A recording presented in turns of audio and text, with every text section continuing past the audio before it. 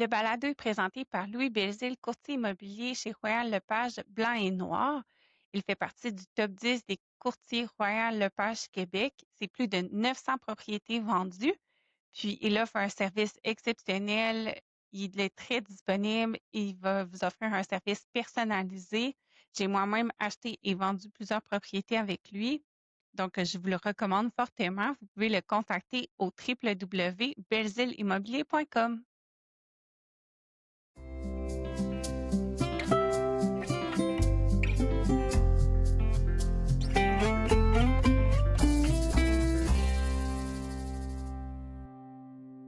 Je reçois aujourd'hui Karina Despoliquin, qui est médecin pédiatre. Allô, Karina? Allô, Isabelle. On va jaser ensemble là, de la place des femmes en vulgarisation scientifique médicale, principalement, parce que toi, tu es une pédiatre qui est très active sur les réseaux sociaux et tu fais beaucoup de vulgarisation.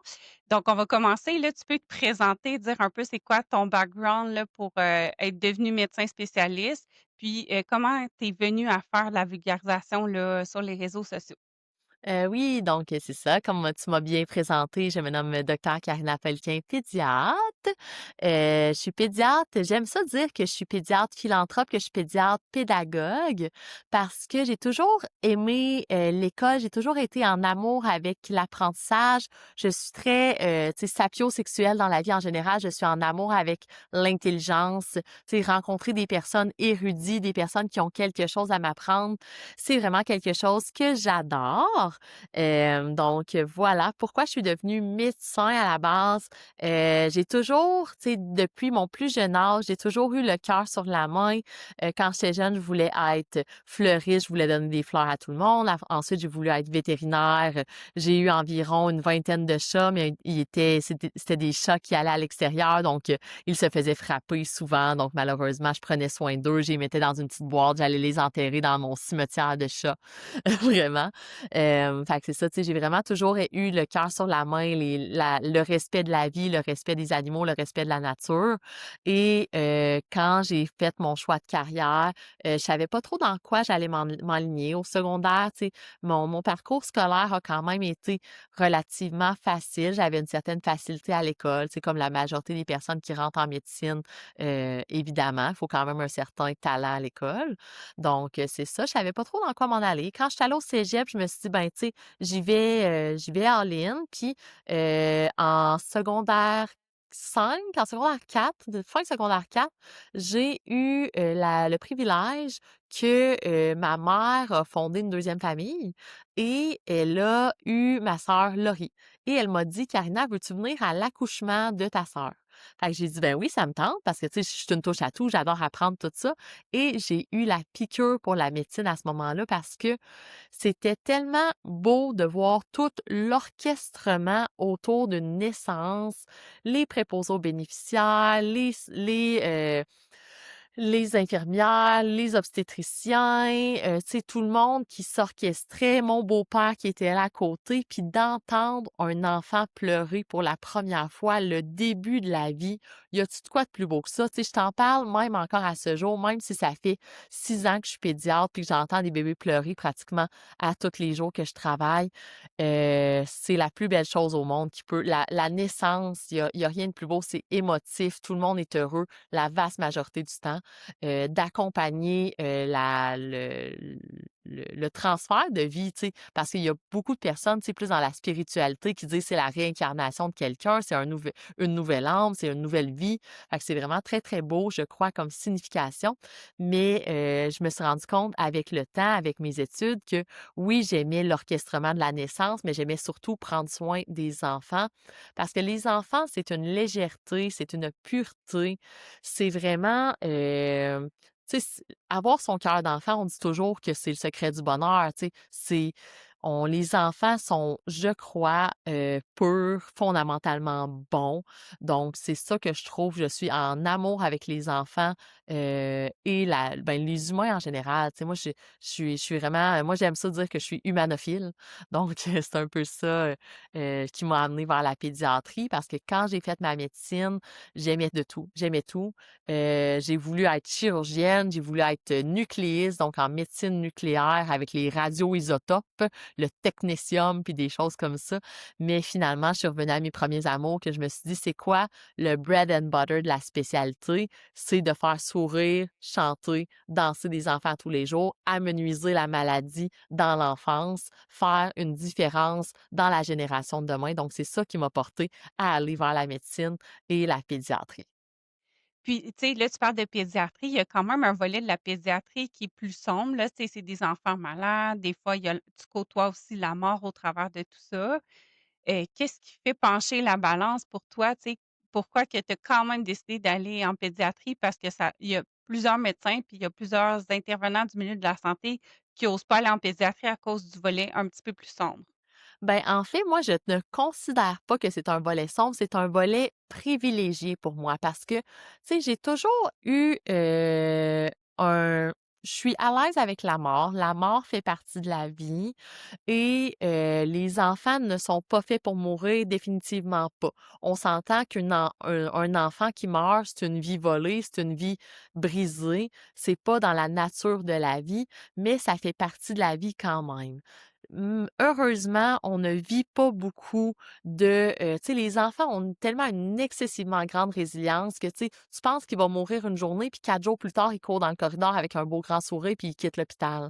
Tu sais, les enfants ne se détériorent pas à l'hôpital. Ils ont vraiment une belle capacité, tu sais, leur petit cœur, il bat vite, leur petit cœur, il est vivant, leur petit cœur est en santé. Ils ont pas, la majorité du temps, ils n'ont pas 42 000 maladies, donc ils se remettent relativement rapidement.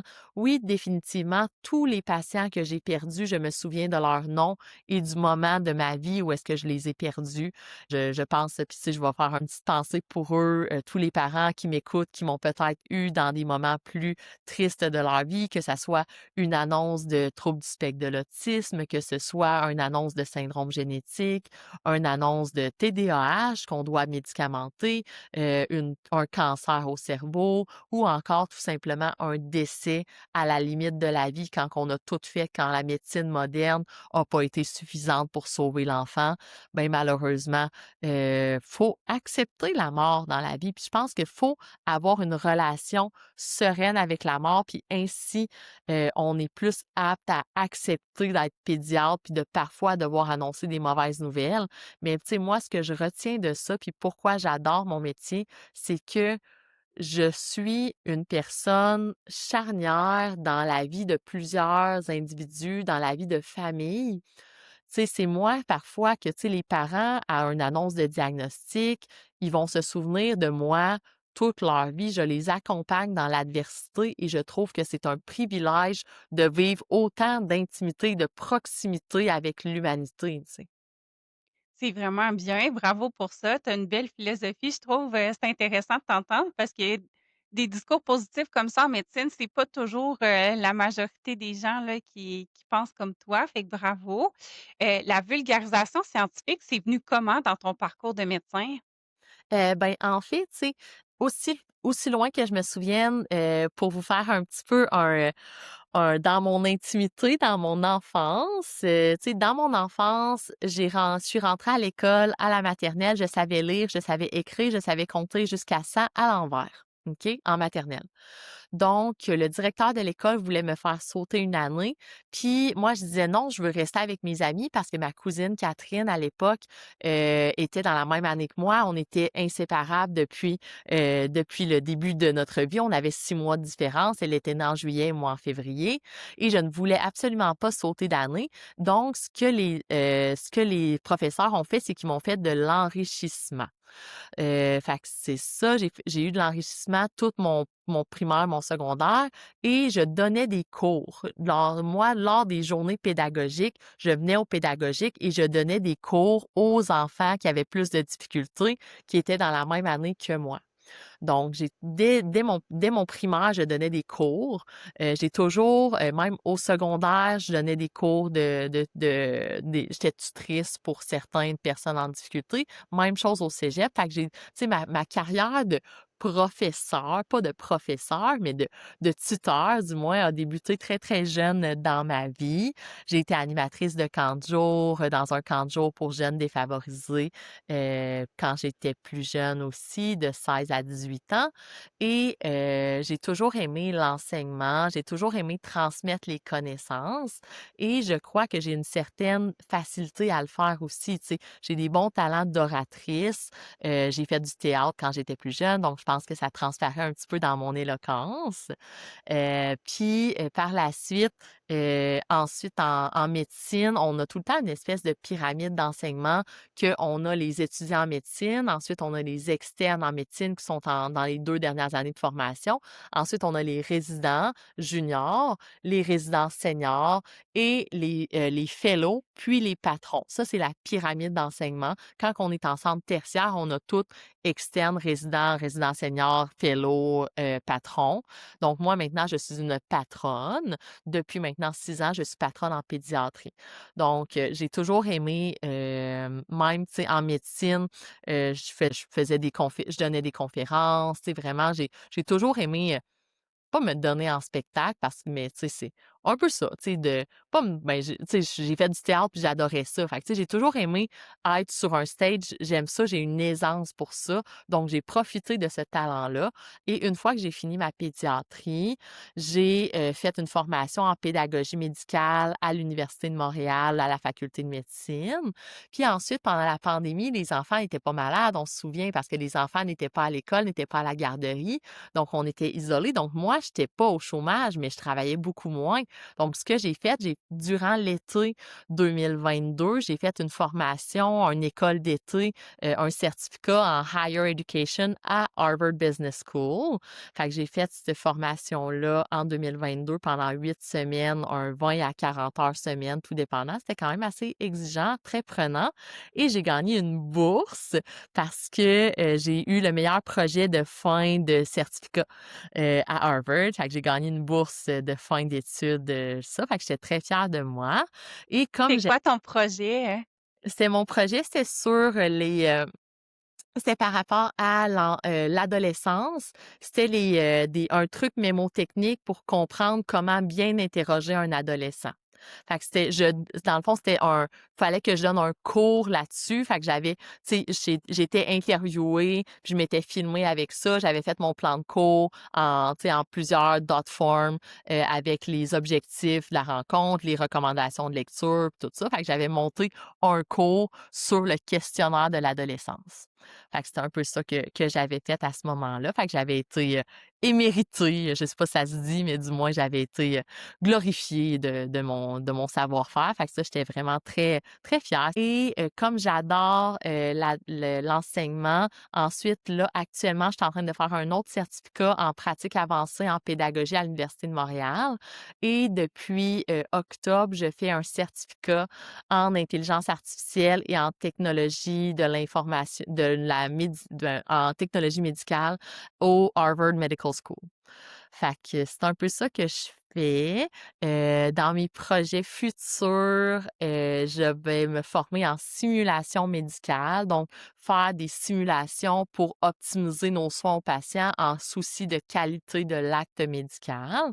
Donc, je vais faire des simulations de réanimation, de détresse respiratoire, de convulsions avec les équipes médicales pour optimiser notre prise en charge lors de soins aigus.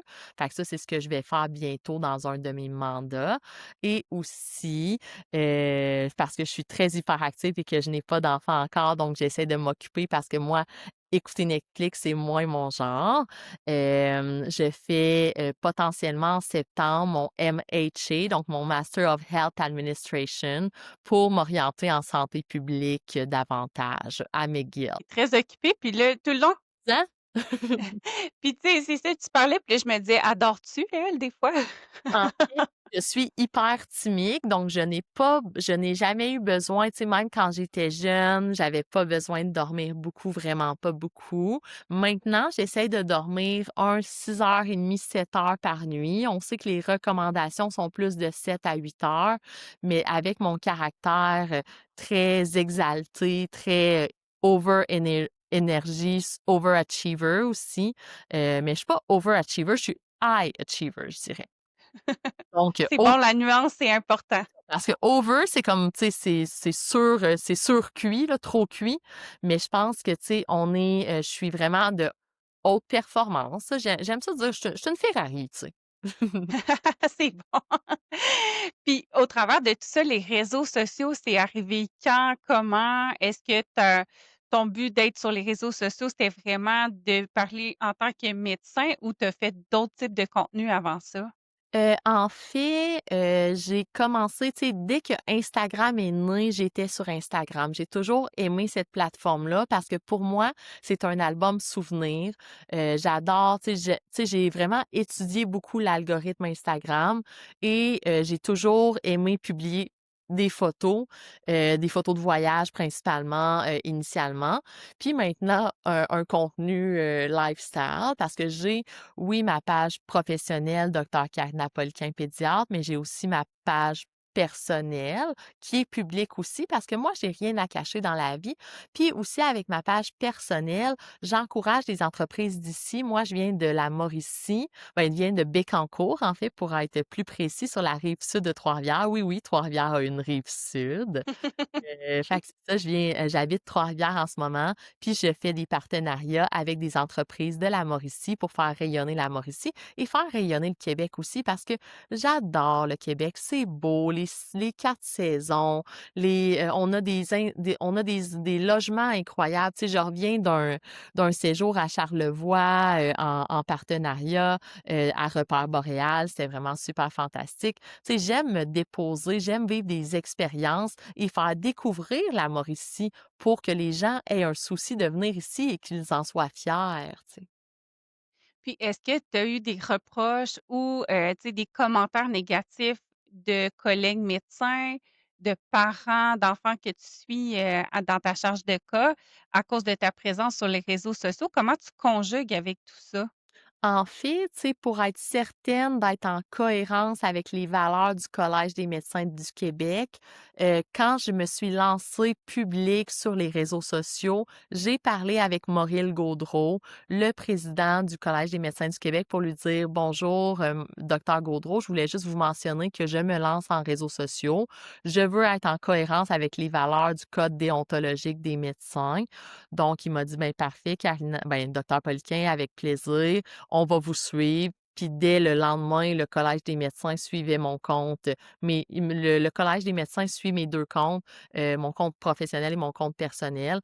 Et j'ai un suivi administratif du Collège des médecins qui s'assure que je suis en cohérence avec les valeurs des médecins du Québec pour la protection des patients. Parce que le Collège des médecins, c'est pas notre c'est comme notre code déontologique un peu. C'est ce qui régit pour la protection du patient. Donc tu sais, j'ai jamais eu de plainte du Collège des médecins, suite à ma présence, en ligne actuellement. J'ai même eu des félicitations, puis je suis en nomination pour un prix à la Société canadienne de pédiatrie actuellement en réseaux sociaux et je suis invitée sur le panel communication du plus gros congrès médical, le congrès Première ligne en santé cette année. Donc, je suis félicitée davantage pour ma vulgarisation scientifique, davantage que d'être montré, le bâton, là. C'est sûr que, tu sais, par rapport à mes patients, parfois, il y en a qui trouvent que, considérant que je suis plus en santé publique, que je fais des médias traditionnels aussi, que je fais beaucoup de vulgarisation scientifique, il y en a qui disent que je suis un peu moins disponible. Mais, récemment, c'est je ne vais pas trop vous en parler parce que c'est pas officiellement officialisé, mais j'ai fait des modifications dans ma pratique pour avoir une meilleure disponibilité pour mes propres patients. Fait que voilà. J'ai tout mis en œuvre pour que tout le monde soit le plus content possible et le plus fier de ce que je réalise au quotidien. Félicitations, vraiment, là, tu as des très belles nominations, puis tu as des beaux, des belles choses qui s'en viennent aussi. Au Total. niveau déontologique, là, c'est quoi la ligne qu'il faut pas que tu franchisses comme médecin? Parce que théoriquement, comme professionnel, comme médecin, on n'a pas le droit de donner des conseils, on n'a pas le droit de faire des recommandations personnalisées à une personne qu'on n'a pas évaluée préalablement. Donc, c'est quoi les lignes que tu trouves comme fragiles au niveau déontologique quand que tu fais de la vulgarisation sur les médias sociaux? En fait, ben, c'est ça. Je pense que, tu sais, si vous me suivez depuis un certain temps, ça fait depuis novembre 2024, donc, tu sais, actuellement, on est en décembre 2025, donc ça fait un peu plus qu'1 an et des poussières que j'ai mis de l'avant ma page Instagram. Tu sais, j'ai pas fait de stratégie de gestionnaire de réseaux sociaux ou quoi que ce soit. Je suis allée vraiment avec mon essence, ma fibre à moi.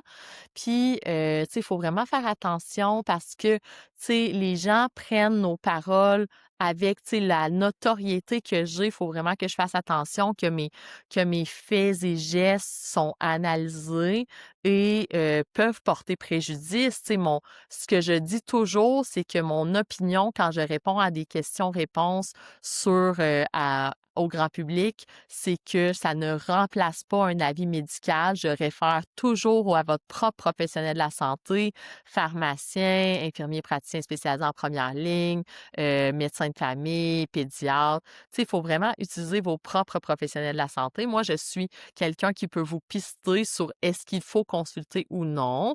Tu sais, mais dans le doute, il faut tout le temps suivre son propre instinct de parent, de grands-parents, d'amis ou quoi que ce soit pour aller consulter quand il le faut. Moi, je dis toujours aux patients, j'aime mieux que vous consultiez trop tôt que trop tard. Ça me dérange pas de vous voir 3 fois pour rien, mais je veux pas vous voir une fois trop tard puis que malheureusement votre enfant ait des impacts irréversibles sur lui ou encore un décès, tu sais, ce qui est excessivement rare, mais quand même.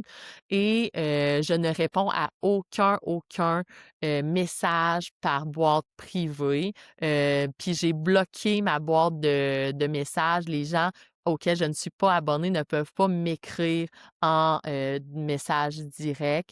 Donc, j'ai une certaine barrière à ne pas transgresser. Parfois, il y a des gens qui m'écrivent, mais je leur réitère que ce n'est pas mon rôle je ne même si je suis très accessible, que je réponds à des Q&A, que je réponds à des lives, tout ça, que, tu sais, je démocratise la pédiatrie dans la francophonie pour l'instant, potentiellement en 2026 en anglais aussi. Stay tuned, stay tuned! Puis, fait que c'est ça, bref, tout ça pour dire que je fais vraiment attention et j'ai aussi une avocate qui surveille mes réseaux sociaux à tous les jours, donc de l'Association canadienne de la protection médicale. Je suis vraiment bien encadrée, j'ai bien fait les choses, je crois, parce que je ne voulais pas me faire taper sur les doigts, secondairement à mon contenu et il faut se rappeler aussi que tout ça est bénévole, hein. Mais là, bientôt, j'ai des étudiants et des étudiantes en médecine qui commencent à travailler, avec moi dans notre équipe Docteur Carnapolicain. Ça devient une équipe et non pas juste une petite personne qui fait ça toute seule chez elle depuis 1 an. Je me suis équipée, j'ai mon petit micro, j'ai mes petites affaires. Il y a plein de beaux contenus qui s'en viennent. Fait que 2026, le calendrier est déjà booké jusqu'en mars. J'ai des beaux collaborateurs, j'ai des beaux projets. C'est un rêve, honnêtement. Je vis un beau rêve. La communauté que j'ai bâtie, les quelques abonnés que j'ai sont tellement, mais tellement bienveillants, reconnaissants, gentils. J'ai aucun commentaire négatif. Vraiment, c'est bon pour l'ego, c'est bon pour la confiance en soi aussi. Je donne beaucoup de ma personne, mais je reçois tellement les gens sont tellement dans la gratitude que ça me donne le goût de continuer. Puis c'est vraiment ça l'objectif. Tu sais, oui, je suis professeure aux étudiants en médecine, mais je suis aussi professeure maintenant des parents du Québec, fait que puis même de la francophonie aussi parce que j'ai des abonnés en Belgique, j'ai des abonnés en France, aussi, en Suisse, fait que c'est cool. Là, tu parles de ta présence sur les réseaux sociaux. Ce que j'entends, c'est que c'est principalement positif. Est-ce que tu as l'impression que comme femme médecin sur les réseaux sociaux, tu es plus sujette justement à recevoir des commentaires négatifs? Ben, en fait Je crois que, tu sais, techniquement, les réseaux sociaux, il y a plus de femmes sur les réseaux sociaux. Tu sais, si on regarde mes statistiques, mon tableau de statistiques Instagram, j'ai environ peut-être 90 personnes qui s'identifient comme femmes, qui me suivent et 10 hommes, voire même moins, là. Fait que c'est ça. C'est sûr que, tu sais, la communauté que j'ai, aucune personne me dit, regarde comment elle est habillée aujourd'hui, elle fait ci, elle fait ça. Tu sais, je ne me sens pas scrutée à la loupe. Puis c'est un peu, tu sais, j'avais fait dans un objectif, j'avais parlé avec Groupe Équilibre que, tu sais, moi, mes Q&A, je réponds, je sais pas si vous avez remarqué, mais je suis pas maquillée le matin, je viens de me lever, je suis en pyjama.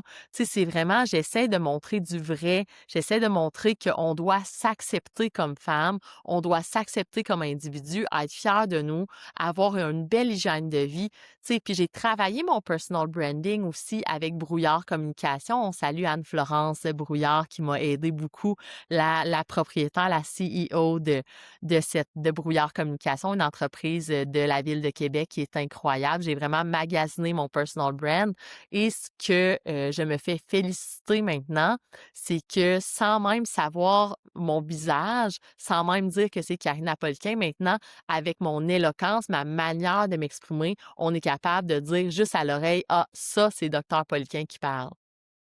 Ouais, fait que c'est vraiment une marque de commerce que tu as développée avec le temps. Puis, Totalement.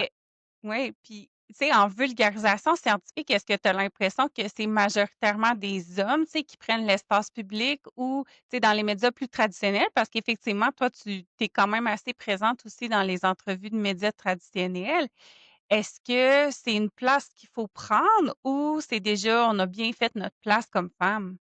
Je crois que c'est encore une place qu'il faut prendre. De plus en plus, je crois sur Instagram, la présence féminine est très présente. Sur TikTok encore, c'est plus des hommes en médecine. Tu sais, on a des médecins incroyables dans la sphère pédiatrique. Anna Maria Preciosi, qui est docteur Anna Aide-moi. On a la MD colorée Michelle Hood, qui est une amie à moi, on s'apprécie beaucoup. Qui d'autre? Il y a docteur Nadia Jenimana, qui est une super docteur Marilyn No. Donc, on a des belles personnalités médecins au Québec vraiment qui sont très, très cool. Puis, tu sais, tu sais, c'est vraiment fantastique. Puis, ce qui est cool aussi, puis tu seras invitée, Isabelle, en février, j'organise un événement de toutes les vulgarisatrices scientifiques de médical en santé de l'enfant. On fait une journée chez moi, bien-être, création de contenu, avec des interviews sur un consortium sur l'enfance. Fait que ça va être très, très cool. On fait ça mi-février. Fait que stay tuned, vous allez avoir du beau contenu au retour de la relâche. Honnêtement, depuis un an, là, j'ai tellement rencontré des personnes exceptionnelles, des personnes qui ont le cœur sur la main de vouloir changer, améliorer l'enfance. Tu sais, je pense à Julie Parent, orthophoniste, avec Sarah Hamel, qui est psychoéducatrice, qui ont écrit le livre Les écrans et nos enfants, qui est un bijou. Je pense à Audrey, la maman infirmière, qui a écrit le livre Maman infirmière à la rescousse. Tu sais, j'ai collaboré beaucoup avec Cosette Gerget et Mélissa Larivière. Les filles ont écrit le livre. Moi, j'ai révisé, annoté, commenté, modifié le livre. J'ai écrit la dernière page couverture, le petit mangeur intuitif, comment la DME adaptée. On est en train de travailler sur un autre livre. Puis sinon, ben j'ai écrit un livre pour enfants qui Ouais, sort c'est en ça. J'arrête pas de me dire, je sais pas comment tu fais de faire tout ça en même temps.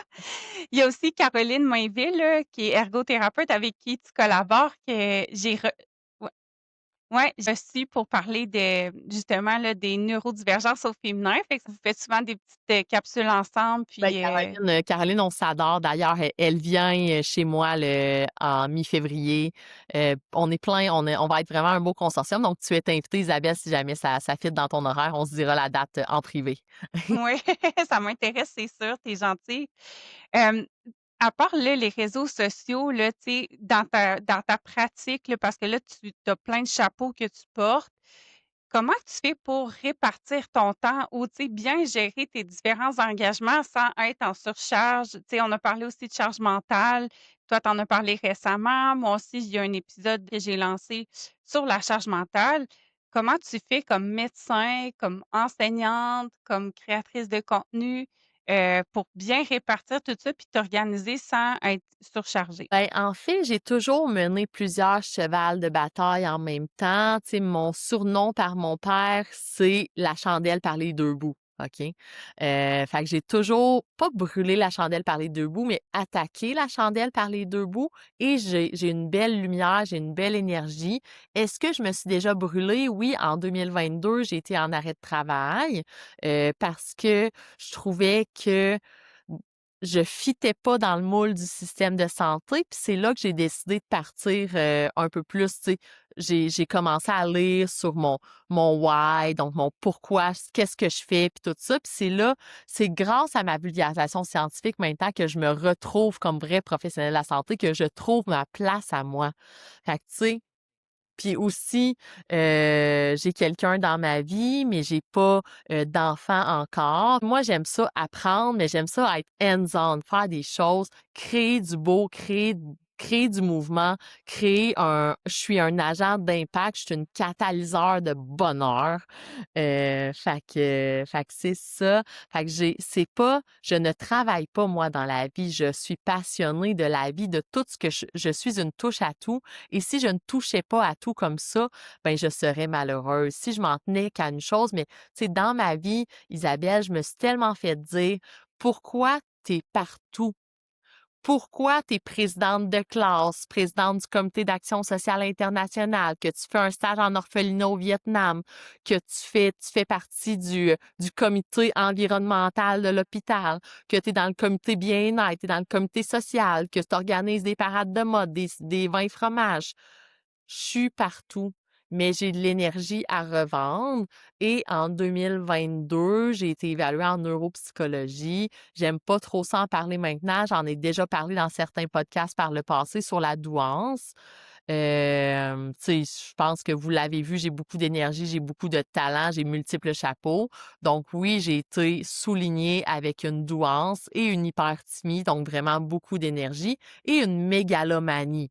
Donc mégalomanie, les idées de grandeur puis tout ça. Fait que ce cocktail-là fait que c'est moi, une petite Ferrari, une petite Formule 1, mais tu sais, je suis une belle bébite quand même. C'est intéressant, merci du partage parce que, tu sais, je me reconnais beaucoup dans ce que tu dis aussi, là. Moi, récemment, justement, j'ai eu un arrêt de travail parce que j'ai eu comme un épuisement.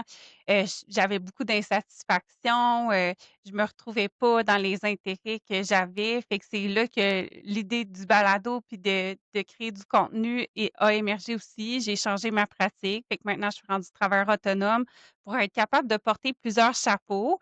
Puis, ma psychologue que j'ai rencontrée là, dans les derniers mois, m'a mentionné aussi que j'avais des traits de douance probablement. Fait que je me suis pas encore fait évaluer parce que je trouve que c'est pas nécessairement le bon timing pour moi.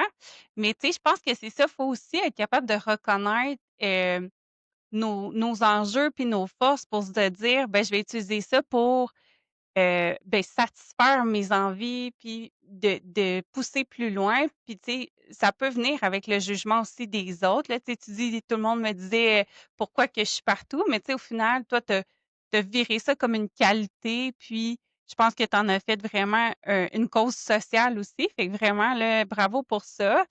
Est-ce que tu vois des jeunes femmes, là, tu sais, en pédiatrie, des adolescentes qui ont un peu le même profil que toi, puis que tu es capable de mieux connecter avec elles? Oui, ben en fait, tu sais, je vais juste faire une petite mini aparté sur la douance, sur ta douance. Merci de ton partage, Isabelle. Vivre avec la douance, tu sais, on s'entend qu'en anglais, ça s'appelle être gifted. C'est un don, OK? C'est pas une maladie, la douance. On ne diagnostique pas la douance. Ce n'est pas un diagnostic de santé mentale dans le dictionnaire de santé mentale, OK? La douance, c'est être gifted, OK? Euh, Ça vient avec ses enjeux. Souvent, nos plus grandes forces sont nos plus grandes faiblesses. Moi, quand j'étais au secondaire, je masquais un peu ma douance. Je faisais volontairement des fautes dans mes examens parce que je voulais pas être la meilleure. Je voulais pas gagner la médaille du gouverneur. Puis rendu au cégep, j'ai fait all in, on part parce que je veux aller en médecine, fait que je veux avoir la meilleure cotère du cégep, ce que j'ai eu. Fait que c'est ça, mais bref, c'est pas pour me vanter parce que, tu sais, j'en parle plus de ma douance parce que le monde dit: «On sait bien, toi, tu fais chier». Tu sais, il y a Alexandre Champagne qui en a parlé de sa douance et de son TDAH qui est sorti dans les médias secondairement à ça. Il y a, Anaïs Favreau aussi, il y a Dominique Mathieu Gagnon, Cyr. Mathieu Cyr, Grégory Charles. Tu sais, il y en a quand même quelques personnes qui ont une douance. Laurent Duvernay-Tardif, mais il en a pas parlé, mais clairement, il y a une douance, cet enfant-là. Fait que fait que c'est ça, mais tout ça pour dire que tu n'as pas nécessairement besoin de te faire évaluer en neuropsychologie si tu ne souffres pas de ta douance.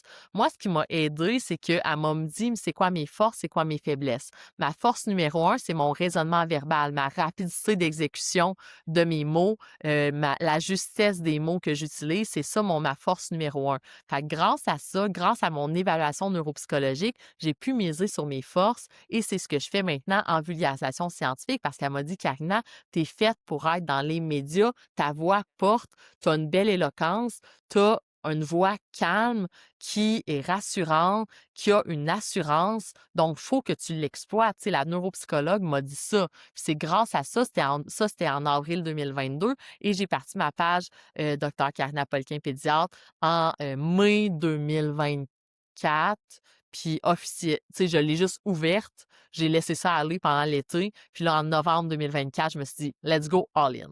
Est-ce que tu avais le syndrome de l'imposteur avant ça? Parce que, tu sais, je pense que les personnes douées, souvent, vont pas eux-mêmes s'autoproclamer douées. Non, vraiment pas. Donc, tu sais, c'est ça, tu as eu la validation de la neuropsy.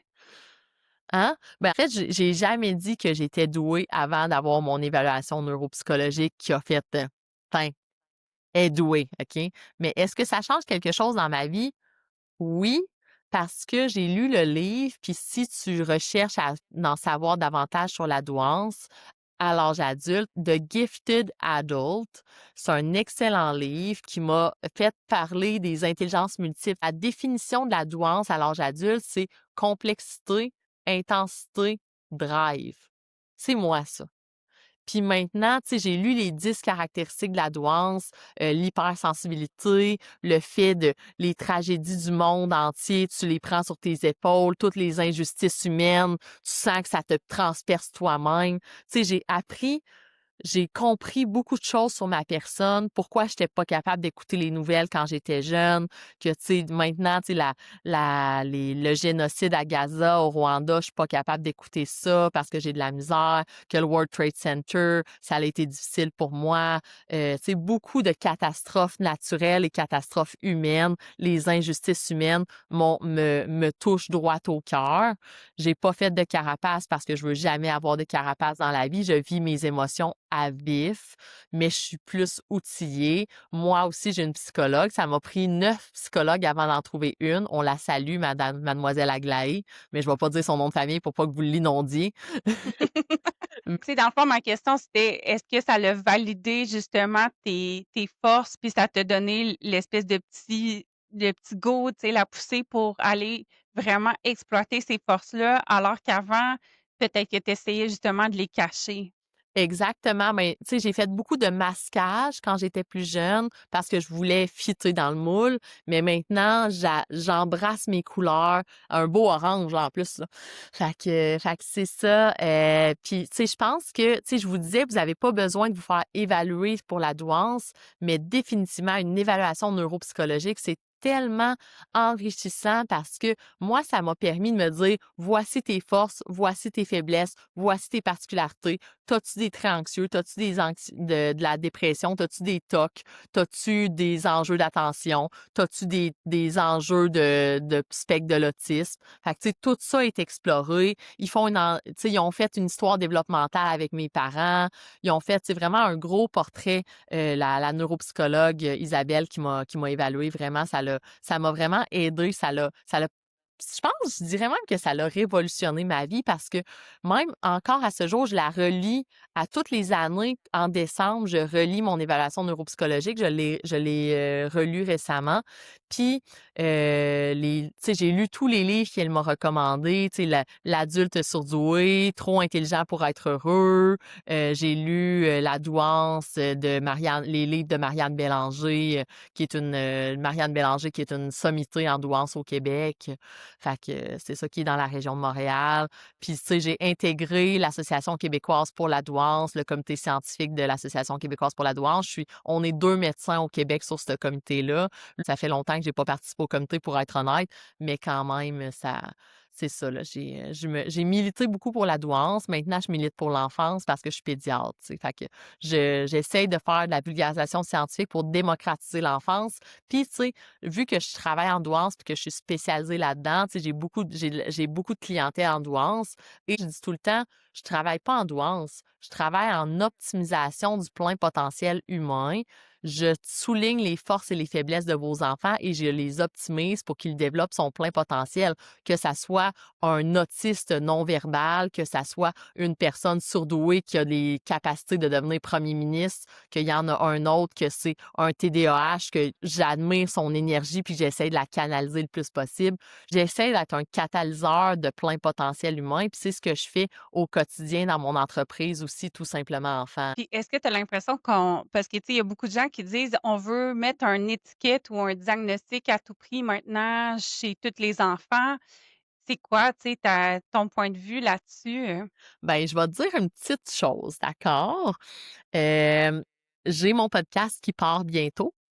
Donc, on a déjà commencé, à souligner les sujets. Puis il y a un des sujets, dans le podcast que c'est moi qui est interviewée par une autre de nos co-animatrices du podcast. C'est, abat les étiquettes. Je suis contre les étiquettes parce que il y a autant d'étiquettes que de prénoms et de noms de famille. Toi, tu sais, toi, tu as l'étiquette Isabelle Labrie, moi, j'ai l'étiquette Karina Poliquin. On a tous nos couleurs. La seule et unique raison pour laquelle j'aime les étiquettes, c'est pour avoir les services.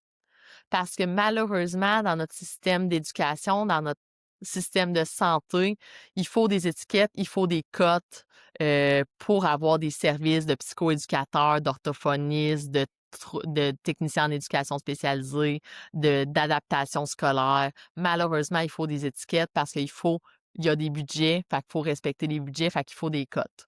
Puis il faut des écoles points de service, tout ça. Fait que c'est la seule raison pourquoi j'aimais moi-même des étiquettes. Mais ce que je dis tout le temps en émettant ces étiquettes-là, je leur dis tout le temps, tu sais, actuellement, la seule raison pourquoi je dis c'est quoi, je nomme les choses, c'est que je veux que votre enfant optimise son plein potentiel avec le maximum de services disponibles pour lui. On va aller chercher tout ce qu'on peut pour adapter la situation, le monde, parce que, tu sais, c'est pas vrai qu'on faut fitter tout dans le même moule. Il y a autant de manières d'apprendre qu'il y a d'enfants sur Terre, qu'il y a d'individus sur Terre. Fait que pour mettre ça en perspective, puis c'est vraiment ça que je milite pour, que vous allez voir en 2026 avec mon entreprise, ben notre entreprise à moi et plusieurs personnes, tout simplement enfants. C'est vraiment un consortium sur l'enfance qui remet l'enfance au cœur de notre société, qui dit vraiment soyons enfants, respectons l'enfance. L'enfance, c'est, ben, tu sais, je l'ai dit au début du podcast, l'enfance, c'est pur, l'enfance, c'est doux, l'enfance, c'est la légèreté, c'est l'authenticité, c'est la vérité.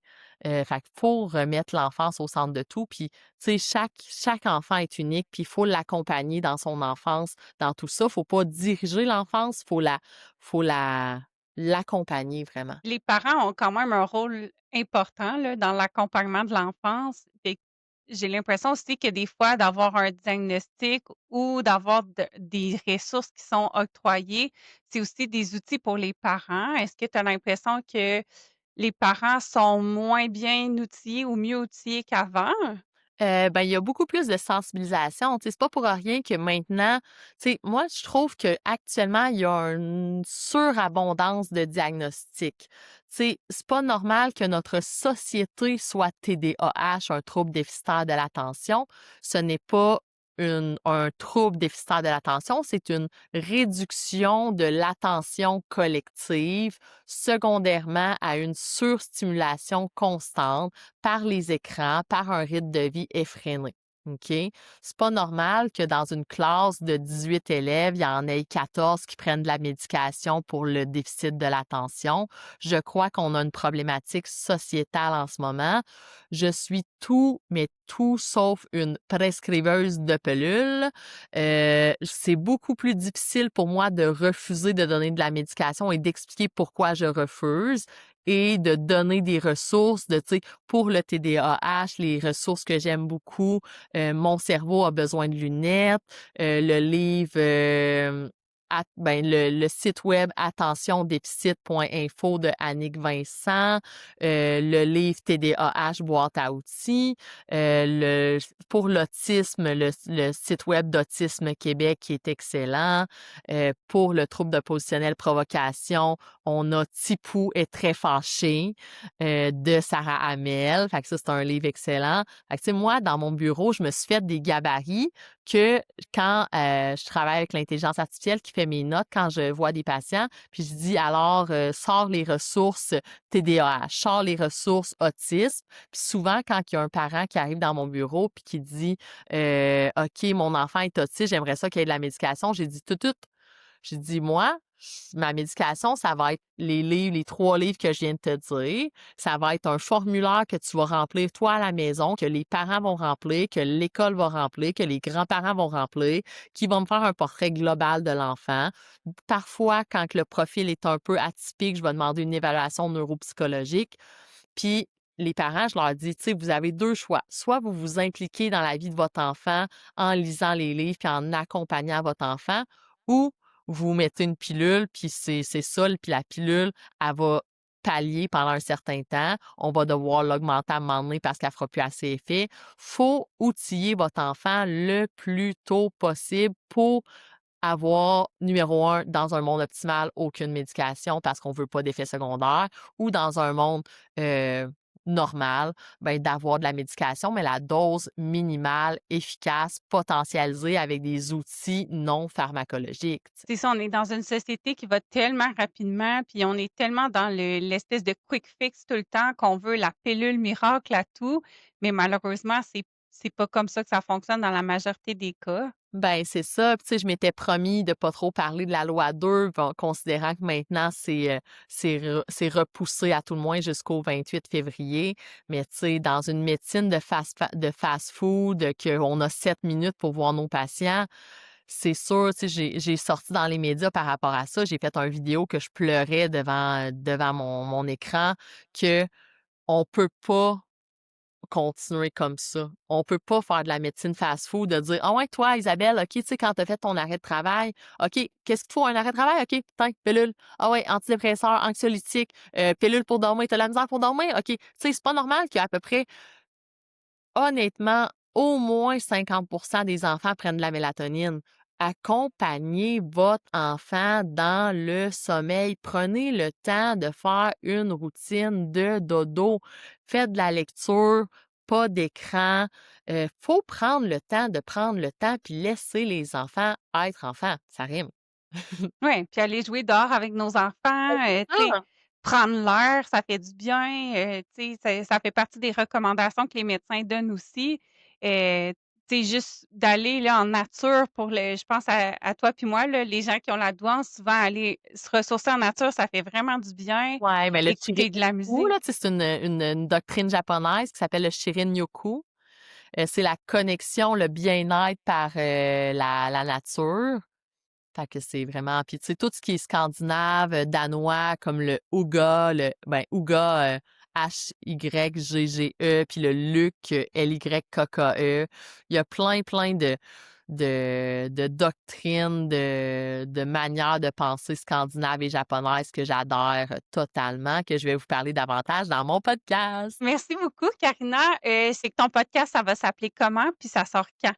Tout simplement enfant. On commence à tourner officiellement le 18 janvier 2026 et les premiers épisodes vont être disponibles pour nos abonnés privilégiés, nos investisseurs, nos commanditaires, le 11 novembre 2026 et au grand public le 11 février 2027. Donc, c'est vraiment un travail de longue haleine. Soyez patients, ça va valoir la peine. C'est tourné chez moi en Mauricie.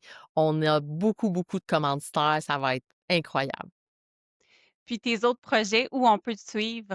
Ben, c'est ça, vous pouvez me suivre sur, Docteur Karina Poliquin pédiatre sur Instagram. Bientôt, vous allez avoir une page professionnelle qui va être, faite par les étudiants en médecine, qui va être Docteur Karina Poliquin pédiatre pro pour de la formation, une principalement aux professionnels de la santé, aux étudiants en médecine.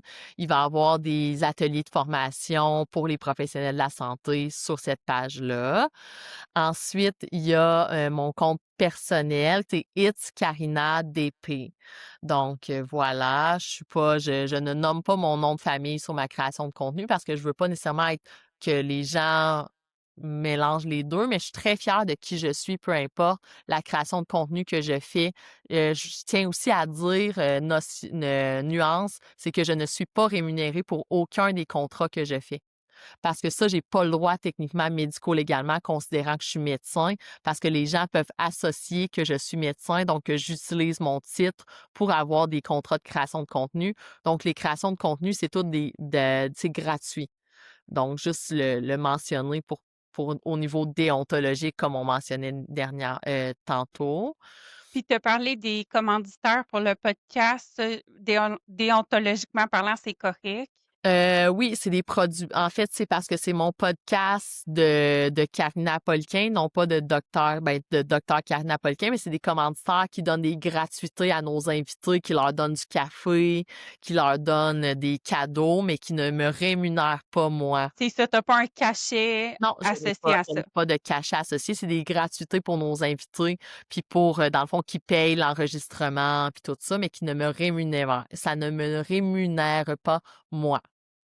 Personnellement, parfait. Voilà, nuance déontologique et Très mé importante quand même. médico-légale parce que je veux être impeccable au niveau médico-légal.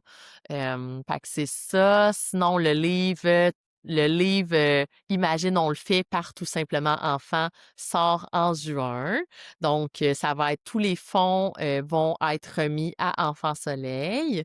Puis ça dans le fond, on vend le livre juste avant le Téléthon. Fait que c'est ma campagne de financement. J'ai aussi actuellement ma bougie, Tout simplement enfant pour Enfant Soleil qui est en vente. Donc, c'est un super beau cadeau, pour le temps des fêtes que vous pouvez vous offrir en cadeau. Elle sent ambre, musc et vanille. C'est une odeur incroyable. Puis, on a déjà 300 bougies de vendues, puis 10 $ par bougie va à Enfant Soleil. Donc, on a déjà 3 000 $ d'amassés pour Enfant Soleil avec cette campagne-là. Donc, on est très fiers avec Flambette, qui est une entreprise d'ici.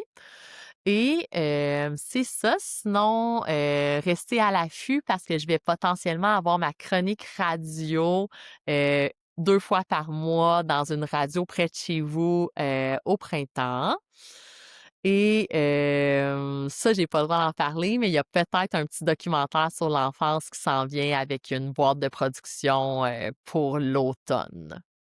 Ben wow, bravo, vraiment, tu nombreux, nombreux projets Ouais. vraiment pertinents. Puis je pense que tu es vraiment une belle ressource aussi là, pour les parents du Québec pour mieux accompagner nos enfants. Fait que merci infiniment là, pour ton temps puis tout ce que tu fais pour les enfants de chez nous. Merci Isabelle, un réel plaisir d'avoir été sur ton podcast et longue vie à ton podcast puis bonne continuité dans tes projets futurs de travailleurs autonomes. Je suis sûre que tu as fait la bonne décision puis j'admire ton courage et ta résilience.